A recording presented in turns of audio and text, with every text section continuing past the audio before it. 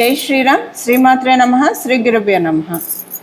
2026 సంవత్సరం జూన్ నెల 2వ తారీఖు నుంచి ఖగోళంలో ఒక ప్రత్యేక అంశం చోటు చేసుకుంటుంది. ఈ ప్రత్యేక అంశము దేవగురు అయిన బృహస్పతి ఆయన బంగారు పాదాన్ని తన ఉచ్చ రాశి అయిన కర్కాటక రాశిలోకి బంగారు పాదాన్ని మోపుతున్నారు.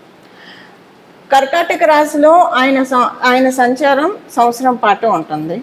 మళ్ళీ వచ్చే సంవత్సరం జూన్ ఆయన తదుపరి సింహరాశిలోకి ఆయన అడుగు పెడతాడు. ఈ సంవత్సరము గురు భగవానుడు డిసెంబర్ నెలలో అతిచారంలోకి వెళ్తాడు. అతిచారం అంటే సింహరాశిలోకి వస్తారు.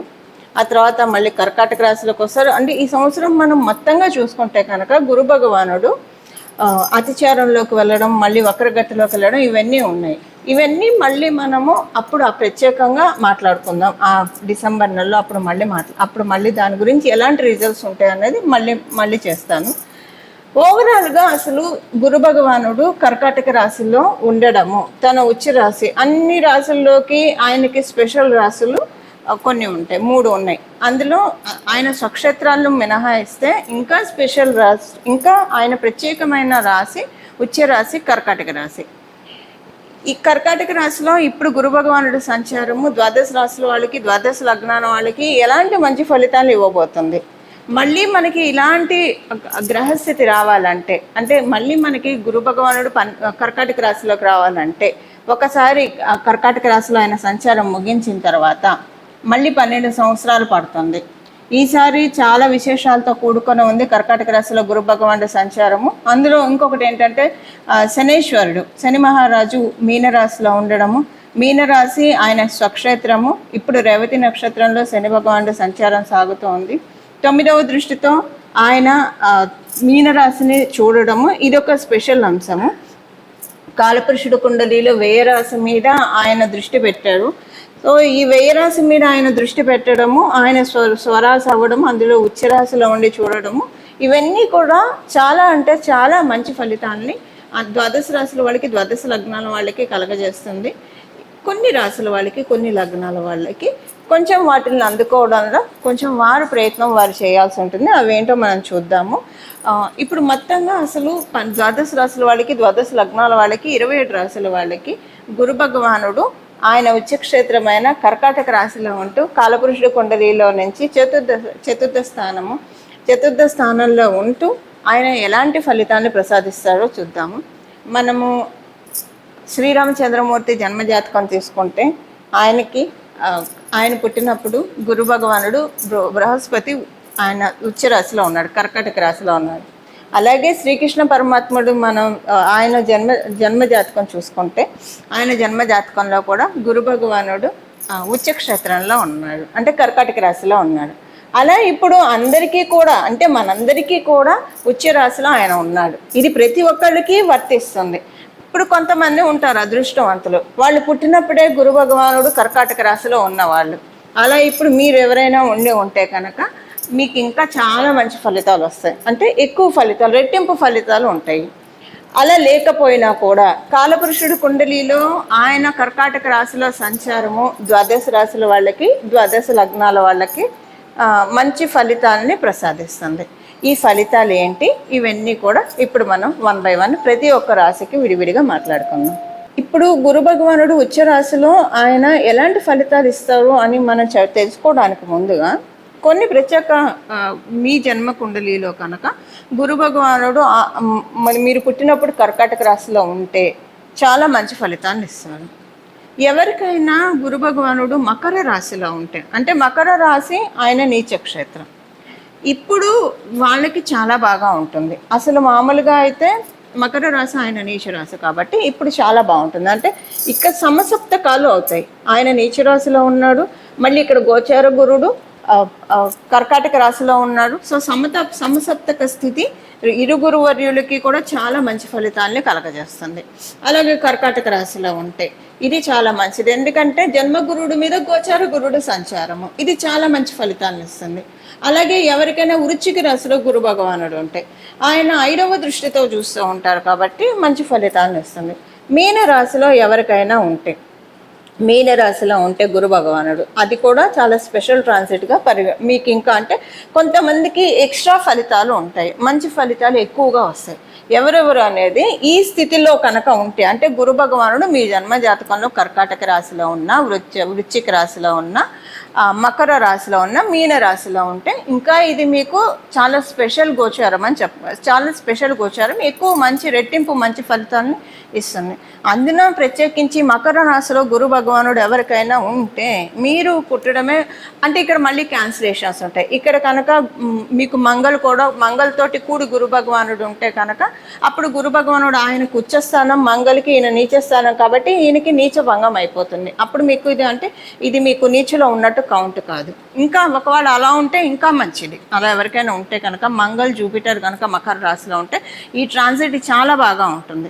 అలా లేదు ఉత్తగా జూపిటరే ఉన్నారు అనుకోండి, ఉత్తగా గురు భగవానుడే ఉన్నాడు అనుకోండి మకర రాశిలో, ఇంకే ప్లానెట్స్ ఉన్నా కౌంట్లోకి రాదు. మంగళ ఉంటేనే ఆయనకి ఇక్కడ క్యాన్సిలేషన్ అవుతుంది. ఒకవేళ జూపిటర్ రెట్రోగ్రేషన్లో ఉన్నా కూడా ఆయన ఉచ్చ స్థానంలోనే ఉన్నట్టు కన్సిడర్ అవుతుంది మకర రాశిలో.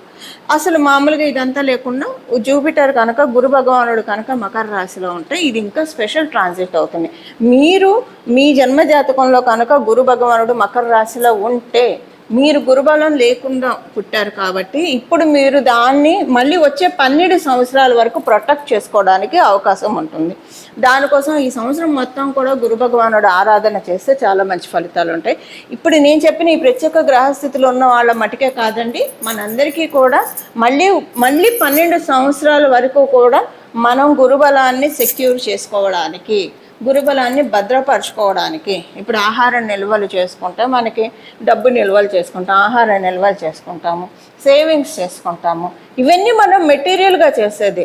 మనం అకల్ట్గా ఏం చేస్తున్నాము, స్పిరిచువల్గా ఏం చేస్తున్నాము, మనం చేసే ప్రతి మంచి పని కూడా మనకి గురుబలాన్ని యాడ్ చేస్తూ ఉంటుంది. ఈ సంవత్సరం ఎంత ఎప్పుడు మంచి పనులు చేస్తూ ఉండాలి. ఈ సంవత్సరం ఎంత వీలైతే అంత మంచి పనులు చేస్తూ ఉంటే కనుక గురుబలం ఆటోమేటిక్గా యాడ్ అయిపోతుంది.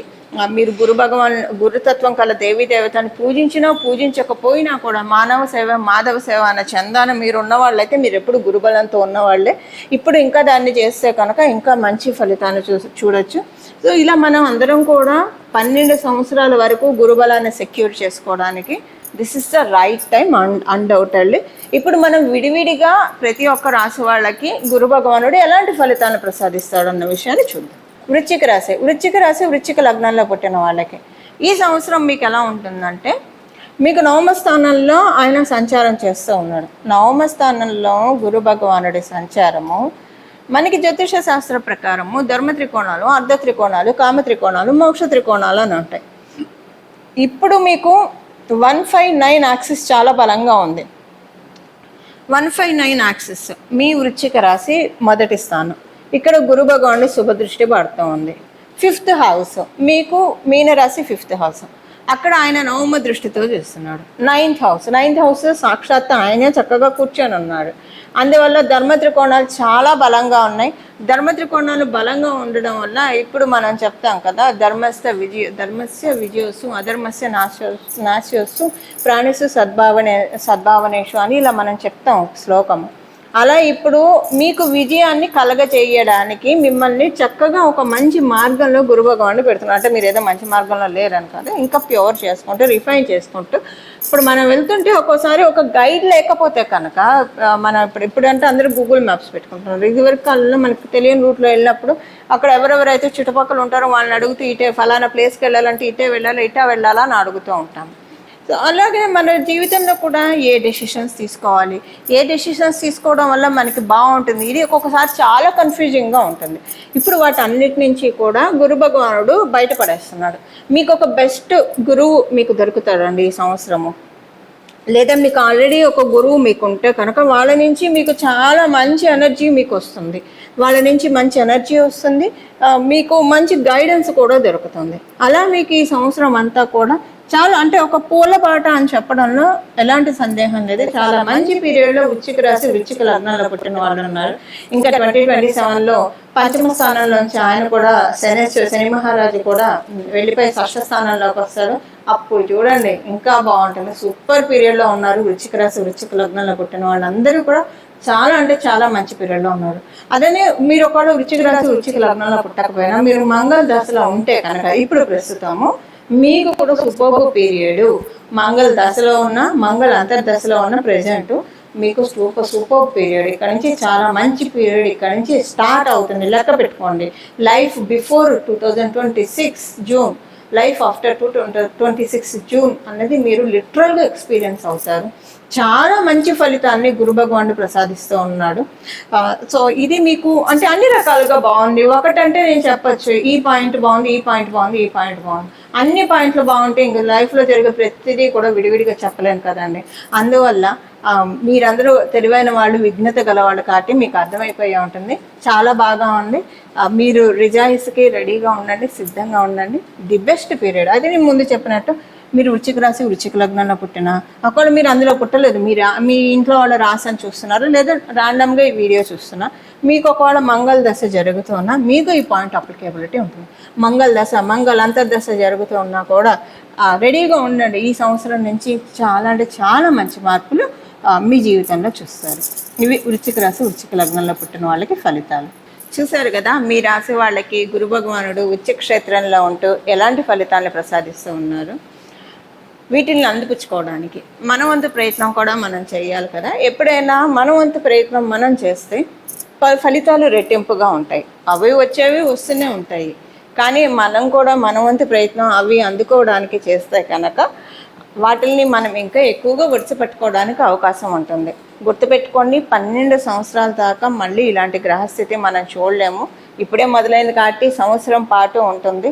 ఈ సంవత్సరం పాటు ఉన్న గురు భగవానుడు ఉచ్చ స్థితిని మనం అందరం ఎలా మొత్తంగా తీసుకోవాలి అంటే ఎలా మనం దాన్ని సద్వినియోగం చేసుకోవాలి, ఒడిసి పట్టుకోవాలంటే పరిహారం చేయాలి. ఏం పరిహారం చేస్తే కనుక మనము దీన్ని సద్వినియోగం చేసుకున్న వాళ్ళం అవుతాము, అది ఇప్పుడు చూద్దాము.